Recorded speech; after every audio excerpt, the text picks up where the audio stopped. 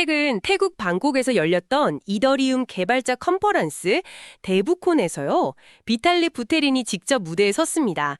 그리고 거기서 코아쿠라는 어쩌면 이더리움의 미래 방향을 완전히 바꿀 수도 있는 그런 새로운 프레임워크를 공개했습니다. 네, 이게 그냥 단순한 기술 발표가 아니었어요. 사실상 이더리움 재단이 프라이버시는 선택이 아니라 기본적인 권리다. 그리고 우리는 이걸 기술로 실현하겠다. 이렇게 선언한 것과 마찬가지거든요. 아, 선언이다. 네. 그동안 계속 확장성에만 집중해왔던 이더리움이 드디어 이 프라이버시라는 거대한 숙제로 방향을 튼 아주 상징적인 순간이었죠. 맞습니다. 그래서 오늘은 이 코아쿠가 정확히 뭔지, 그리고 왜 하필 지금 이 시점에 이더리움이 프라이버시에 거의 모든 걸 거는 듯한 움직임을 보이는지, 이게 앞으로 우리가 쓰는 지갑부터 디파이, DAO까지 웹3 생태계 전체를 어떻게 바꿀지 좀 깊게 파고들어 보겠습니다. 물론 가장 민감한 문제죠. 규제와의 균형점은 어떻게 찾아갈 것인지 이 얘기도 중요하고요. 자, 그럼 본론으로 바로 들어가 보죠. 비탈릭이 공개한 코아쿠. 이름부터 좀 생소한데 이게 뭐 새로운 앱 이름인가요? 아니면 어떤 서비스인가요? 그걸 어떤 단일 제품으로 보기보다는요. 프라이버시 기능 개괄을 위한 도구 세트 혹은 모듈형 툴킷이라고 이해하시는 게 가장 정확합니다. 코아쿠 그 자체가 완성된 앱이 아니고요. 아하, 개발자들이 프라이버시 기능이 있는 지갑이나 앱을 아주 쉽게 만들 수 있도록 미리 준비해둔 그런 오픈소스 프레임워크인 거죠. 아하, 그러니까 개발자들이 뭐 프라이버시 기능 하나 넣으려고 밑바닥부터 암호화 공부하고 그럴 필요 없이 그냥 이 코아쿠라는 상자에서 필요한 레고 블록을 꺼내다 끼우기만 하면 되는 식이군요. 네, 정확한 비유입니다. 말하자면 프라이버시를 구현하는 가장 쉬운 길을 열어준 거죠. 현재 이 레고 상자 안에는 익명으로 자산을 보낼 수 있는 레일건이라는 블록이 있고요. 그리고 오늘 우리가 좀 집중적으로 얘기할 프라이버시 풀주와 결백 증명이라는 아주 중요한 블록들이 들어있습니다. 앞으로는 그럼 더 많은 블록들이 추가될 수도 있겠네요. 물론입니다. 향후에는 뭐 통신 내용 자체를 익명화하는 믹스넷이나 J키 브라우저, 프라이빗 투표 같은 훨씬 다양한 프라이버시 블록들이 추가될 예정이고요. 근데 여기서 핵심은 이 모든 기능들이 옵션이 아니라 지갑의 기본 기능으로 탑재될 수 있도록 설계되었다는 점입니다.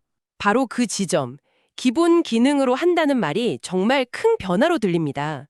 사실 지금까지 프라이버시 기술은 좀 아는 사람만 쓰는 어려운 옵션처럼 여겨졌잖아요. 근데 이걸 이더리움의 기본값으로 만들겠다니? 왜 지금 이 시점에 이렇게까지 강하게 드라이브를 거는 걸까요? 비탈릭이 직접 언급했듯이 이더리움이 진짜 대중화로 가기 위한 마지막 한 걸음에 바로 이 프라이버시가 있다고 판단한 겁니다. 여기에는 한 몇 가지 중요한 배경이 있어요. 첫째는 현재 블록체인의 그 투명성이 오히려 대중화의 발목을 잡고 있다는 역설이죠. 아, 모든 거래 내역이 그냥 100% 공개된다는 점 말씀이시죠? 네. 제가 월급으로 얼마를 받았고 어디에 기부했고 어떤 NFT를 샀는지 내 모든 금융 족적이 인터넷에 영원히 박제되는 겁니다. 생각해보면 좀 끔찍하네요. 그렇죠. 이게 단순히 기분 문제를 넘어서서요. 디파이에서는 내 투자 전략에 노출돼서 다른 트레이더한테 공격의 빌미를 줄 수도 있고요. 실제 비즈니스에서는 경쟁사에게 우리 회사의 현금 흐름이 그대로 노출되는 심각한 보안 문제가 될 수 있는 거죠. 맞아요. 마치 포커 게임 하는데 내 패를 다 보여주고 치는 거랑 똑같잖아요. 이건 뭐 실질적인 금융 손실로 이어질 수 있는 문제고요. 그렇죠. 그리고 두 번째 배경은 변화하는 규제 환경입니다. 예전에는 규제 당국이 토네이도 캐시처럼 모든 걸 숨기는 완전 익명 믹서를 불법 자금 세탁의 온상으로 보고 그냥 제재했거든요. 네. 하지만 이제는 모든 프라이버시가 나쁜 건 아니다라는 인식이 생기고 있습니다. 합법적인 사용자가 자신의 사생활을 보호할 권리는 존중해야 한다. 이른바 선한 프라이버시의 필요성에 대한 공감대가 형성되고 있는 거죠. 마지막 이유는 뭘까요? 결국엔 실사용 사례의 확장입니다. 기업이 블록체인으로 결제를 하고 DAO가 민감한 사안에 대해 투표를 하고 우리가 개인 신원을 증명하는 세상이 오려면 프라이버시는 선택이 아닌 필수가 될 수밖에 없습니다. 이게 없이는 블록체인이 우리 실생활로 깊숙이 들어오기 어렵다는 아주 현실적인 판단이 깔려 있는 겁니다. 그런 현실적인 필요성을 보여주려는 듯 비탈릭이 데브콘 무대에서 직접 코아쿠 지갑을 시연하는 모습이 아주 인상적이었습니다. 굉장히 간단해 보이던데요. 네, 그 간단함이 핵심이었습니다. 시연 내용도 아주 직관적이었어요. 그냥 사용자가 지갑에 있는 자신의 공개된 이더리움을 단 하나의 버튼, 보호 버튼을 눌러서 익명의 프라이빗 자산으로 바꾸는 거였죠. 클릭 한 번으로 내 자산을 투명한 금고에서 나만 아는 비밀 금고로 옮기는 거군요. 와, 이건 마치 우리가 앱에서 다크모드 켜고 끄는 것처럼 프라이버시를 그냥 일상적인 기능으로 만들겠다는 의도처럼 보이는데요. 정확합니다. 그 쉬운 사용자 경험 뒤에는 사실 레일건이라는 복잡한 기술이 돌아가고 있지만 사용자는 그걸 알 필요가 없는 거죠. 중요한 건 이 기능이 앞으로 메타마스크나 레인보우처럼 수억 명이 쓰는 지갑에 기본 옵션으로 들어갈 수 있다는 점입니다. 모든 지갑에 프라이버시 모드가 기본으로 탑재되는 시대가 온다는 그런 신호칸이 셈이죠. 자, 그럼 아까 언급하신 선한 프라이버시, 규제를 준수하는 익명성이라는 개념으로 넘어가 보죠. 코아쿠의 핵심 기술인 프라이버시 풀즈가 바로 그 역할을 한다고 들었습니다. 이게 기존의 토네이도 캐시 같은 믹서랑은 근본적으로 어떻게 다른 건가요? 네, 여기서부터가 정말 흥미로운 지점입니다. 프라이버시 풀즈는 나쁜 돈은 숨겨주지 않는다는 아주 중요한 원칙에서 출발해요. 기술적으로는 연관 리스트라는 걸 활용하는데요. 이게 쉽게 말하면 해킹 자금이나 테러 자금처럼 명백한 불법 행위와 연루된 주소들의 목록입니다. 잠깐만요. 연관 리스트라니요. 이게 듣기에는 좀 중앙화된 개념처럼 들리는데요. 그 리스트는 대체 누가 만들고 관리하나요? 특정 기관이 그 리스트를 통제한다면 그게 또 다른 형태의 검열이나 통제가 될 위험은 없을까요? 아주 날카롭고 중요한 질문입니다. 실제로 그 리스트의 거버넌스를 어떻게 탈중앙적으로 운영할 것인가는 앞으로 풀어야 할 큰 숙제 중 하나입니다. 다만 현재 구상은 오팍 제재 리스트나 체인알리시스 같은 온체인 분석 기업이 공개한 명백한 불법 주소들로 구성하는 걸 목표로 하고요. 진짜 중요한 건 그 다음 단계인 결백 증명이라는 개념입니다. 결백 증명이요? 내가 누구인지 증명하는 게 아니라 내가 결백하다는 사실만 증명한다는 뜻인가요? 바로 그겁니다. 사용자는 영지식 증명, GK라는 암호 기술을 써서 내 자금은 저 연관 리스트에 있는 어떤 불법 주소와도 접점이 없었던 깨끗한 자금입니다. 라는 사실만을 수학적으로 증명하는 겁니다. 아, 이 과정에서 내가 누군지, 자금이 얼마인지, 어디로 보내는지는 전혀 노출이 안 돼요.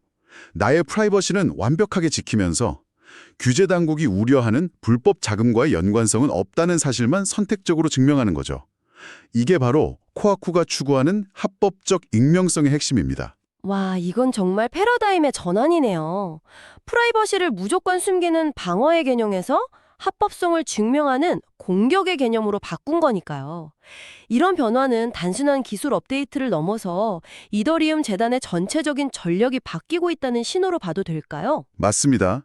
이미 조직적인 움직임이 시작됐어요. 최근 이더리움 재단은 무려 47명 규모의 프라이버시 클러스터라는 전담 연구팀을 출범시켰습니다. 이건 재단 내에서도 아주 큰 규모의 팀이거든요. 아, 정말요? 네. 프라이버시 문제를 더 이상 주변적인 연구 과제가 아니라 이더리움의 핵심 로드맵으로 삼고 모든 자원을 투입하겠다는 의지를 보여주는 거죠. 그렇군요. 자, 그럼 이런 기술들이 실제로 우리 생활에 적용된다면 어떤 모습일지 구체적인 시나리오를 한번 그려보죠. 몇 가지 명확한 변화를 예상해 볼 수 있습니다. 첫째는 아까 말씀드린 대로 모든 지갑에 프라이버시 모드가 기본으로 탑재될 거고요. 둘째, 디파이 생태계가 완전히 달라집니다. 비밀 포지션 운용이 가능해지거든요. 비밀 포지션이요.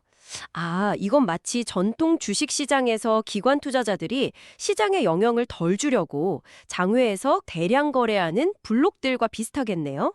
거대 자본, 소위 고래들이 자기 포지션을 노출하지 않고 조용히 자산을 움직일 수 있으니 훨씬 더 전문적인 금융 활동이 온체인에서 가능해지겠습니다. 정확한 비유입니다. 시장의 판도가 바뀔 수 있죠. 세 번째는 DAO의 거버넌스입니다. 지금 대부분의 DAO 투표는 누가 어떤 한 건에 찬성했는지 공개되는데 이 때문에 소신 투표가 어려운 경우가 많았거든요. 그렇죠. 눈치가 보이죠. 네. 하지만 코아쿠를 통해 누가 어디에 투표했는지 절대 알 수 없는 프라이빗 투표가 가능해지면 훨씬 더 민주적이고 공정한 의사결정이 이루어질 수 있겠죠. 더 나아가서 신원 증명 방식도 바뀔 수 있겠네요. 네. 바로 기밀 신원 인증입니다. 예를 들어 제가 온라인에서 성인 인증을 받아야 할 때 제 주민등록번호나 생년월일 전체를 공개할 필요 없이 나는 19세 이상이다 라는 사실 하나만 암호학적으로 증명하고 통과하는 겁니다.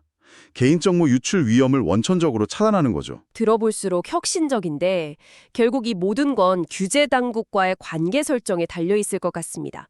프라이버시 풀즈가 제안하는 이 합법적 프라이버시라는 개념이 과연 규제 당국이 수용할 만한 현실적인 대안이 될 수 있을까요? 그게 앞으로 몇 년간 웹3 생태계의 가장 큰 화두가 될 겁니다. 하지만 코아쿨의 접근 방식은 기존과는 분명히 달라요. 톨레도 캐시가 모든 것을 가리는 검은 장막이었다면 프라이버시 풀즈는 필요할 때 필요한 부분만 보여줄 수 있는 스마트 유리창과 같습니다. 아, 스마트 유리창. 비유가 좋네요. 네. 사용자는 평소에 완벽한 프라이버시를 누리다가도 만약 은행이나 거래소에 자기 자금 출처를 증명해야 한다면 결벽 증명을 제출해서 나는 합법적인 사용자입니다 라고 당당하게 증명할 수 있는 겁니다. 프라이버시와 불법 행위를 분리해서 다룰 수 있는 기술적 근거를 마련했다는 점에서 규제 당국과 대화할 수 있는 훨씬 더 강력한 카드를 쥐게 된 셈이죠. 오늘 이야기를 종합해보면 이 코아크의 등장은 단순히 거래를 숨기는 기술을 넘어서요. 프라이버시라는 단어에 씌워진 부정적인 프레임을 기술로 깨려는 아주 정교한 시도처럼 느껴집니다. 나는 합법적이지만 내 사생활을 지킬 권리가 있다는 걸 증명하게 만들어므로써 웹3가 규제와 공존하며 성장할 수 있는 새로운 길을 제시하는 셈이네요. 정확합니다.